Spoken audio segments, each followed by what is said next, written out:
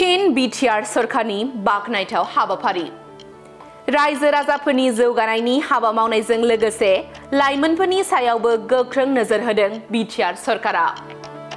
नंगौ, प्रमद बर' दैदेननाय बिटिआर सरकारा लाइमोन फरायसाफोरखौ जिउ राहा दानाय आरो जौगानायाव मदद होनो बायदि हाबाफारि लानायखौ नुनो मोनदों। बेबादिनो दिनैबो 37 नं सिडली बियाबनि फरायसा लाइमोनफोरखौ लानानै बिटिआर सरकारा सावरायलायनाय हाबाफारि लादों। बे सावरायलायनाय हाबाफारिखौ चिरां जिल्लानि बेंटल गोजौ फरायसालिनि गेवलां गेलेग्रा फोथाराव खुंफुंदों।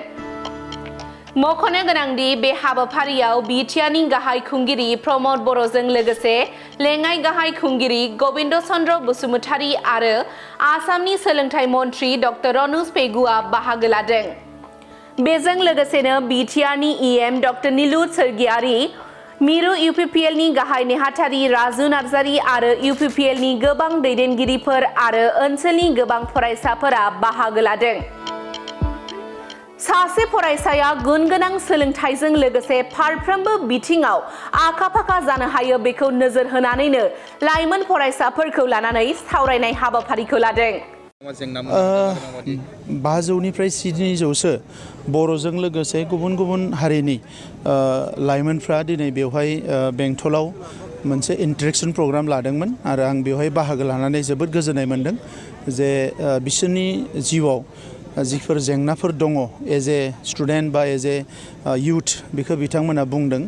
दा बेखौ लानानै आसामनि इडुकेशन मिनिस्टार डक्टर रनज पेगु बिथाङाबो दङमोन आरो जों बिथांमोनजों मोजाङै सावरायदों। जोबोद पजिटिभ मोनसे सिन्ता आं नुनो मोनदों लाइमोनफोरनि गेजेराव आरो बिथांमोना इयुनाव गावसोरनि जिउआव बोरैहाय साक्सेस जागोन साख्रि बाख्रि गासैबो बिथिङाव बिनि सायाव माखासे सोंलुफोर दङमोन। जों माखासेखौ फिन होदों आरो माखासे सावरायदों आरो बे गासैबो जेंनाफोरनि बाथ्रा बिथांमोना खावलायदों आरो बेखौ आगोलावबो जोंनो बुंखादोंमोन। बे हिसाबै बिथांमोननि जेंनाफोरखौ जिखिनिखौ दिनै बुंदों मेक्सिमाम जेंनाखौ सुस्रांनो हागोन होननानै आं मिजिंथिदों आरो इयुनावबो बिसोरजों सम सम रायलायबाय थागोन जाहाथे बिसोरो जोंनि हारिनिल' नङा जोंनि हादोरनिबो सासे गोग्गो नोगोरारि जानो हायो, दैदेनगिरि जानो हायो। बे बिथिङाव जोंनि पार्टिनिफ्रायबो सरकारनिफ्रायबो गासैबो बिथिंनिफ्राय जों अराय सम मदद होलांबाय थागोन। सार, नुनो मोनो माब्लाबा फरायसाफोरखौ रं डिरेक्सनजों थांनाय नुनाय माब्लाबा गेजेर बिदि थासारि फैयो मानोना समाजाव मोजां मानसिल' दङ बिदि नङा, साफा सानै गाज्रि मानसिबो थायो। बिसोरो मालाबा जोंनि लाइमोनफोरखौबो गाज्रि लामाजों दैदेनलांनो नागिरो। ओंखायनो मालाबा साफा सानै लाइमोनफ्राबो जौ जुवा एबा ड्राग्सफोरनि ग्रिबाव माबायाव गोग्लैयो, मा होनो इखो इन्डाल्ज जायो। दा बेबायदि समाव जोङो बे जोंनि लाइमोनफोरखौ बेबायदि थासारिनिफ्राय बोखारनानै मोजां लामाजों लांनो थाखाय, मोजां लामाजों दैदेनलांनो थाखाय जोङो बिसोरनि गेजेराव माखासे हाबाफारिफोरखौ लानो गोनां जायो। दा नैबे समाव आं नुदों जे बेफोरबायदि थासारिनिफ्राय अलमस्ट गासैबो लाइमोनफ्रानो दिनै उदां जानाय बायदि आं नुनो मोनदों।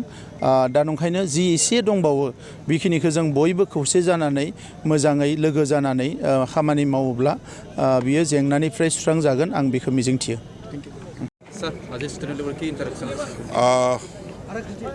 বিটিচি প্ৰধান প্ৰমোদ বড়ো ডাঙৰীয়াই মোক অনুৰোধ জনাইছিলে যে আজি ইউথসকলৰ লগত তেখেতৰ এটা ইণ্টাৰেকশ্যন আছে, গতিকে ময়ো তাতে যোগদান কৰিব লাগে। আহিলোঁ আৰু তেখেতসকলৰ লগত মই বিভিন্ন কথা আদান প্ৰদান কৰি বিশেষকৈ 21st চেঞ্চুৰী স্কিল একুৱায়াৰ কৰাৰ ক্ষেত্ৰত ইউথসকলক নিজাববীয়া ইনিচিয়েটিভ ল'বৰ কাৰণে মোৰ ফালৰ পৰা মই আহ্বান জনাইছোঁ। হয়, যিখিনি কৈছে সেইটো বিটিচি প্ৰধানে ইতিমধ্যে উত্তৰ দিছে। তেওঁলোকে ৰাস্তাৰ কথা, বাছৰ কথা, কলেজৰ ইনফ্ৰাষ্ট্ৰাকচাৰৰ কথা যিখিনি উত্থাপন কৰিছে সেইখিনি অন দ্য স্পট মাননীয় চিফ মহোদয় প্ৰমোদ বড়ো ডাঙৰীয়াই সমাধানৰ আশ্বাস দিছে। Thank you.